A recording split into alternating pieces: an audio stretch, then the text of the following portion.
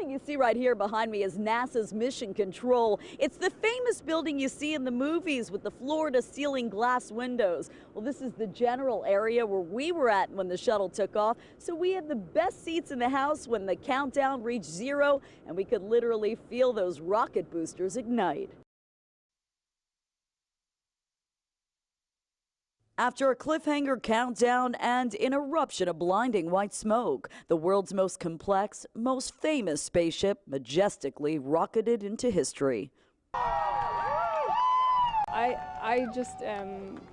I don't know, there's no words to say how awesome it is. But you see, at first the odds were stacked against Atlantis taking off on its first try Friday. You can see how thick the clouds were, but the eager crowd, impatient to hear the final roar of the space shuttle, refused to lose hope.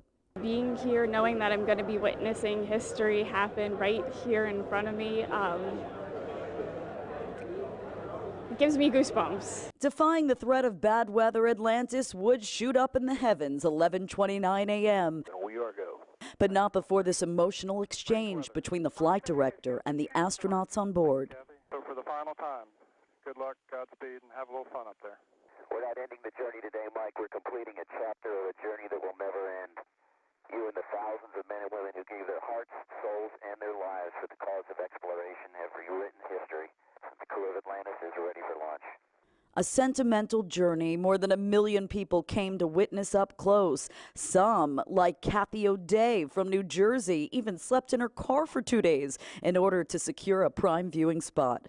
It was a combination of like a rock concert and a camp out. But for others, like this reporter, spaceflight is a lifelong passion. So saying goodbye to the shuttle that's been a part of our lives for more than 30 years was bittersweet. Just ask former Montauk resident Richard David.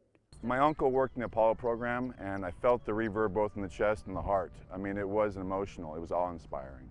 So now that the crew is safely in orbit, everyone's focus now is on the crew's safe return back down to Earth. Once Atlantis touches ground, it will signify the end of a space program that's ignited the excitement of Americans for 3 decades. We're at the Kennedy Space Center today. Tara Rosenblum, News 12.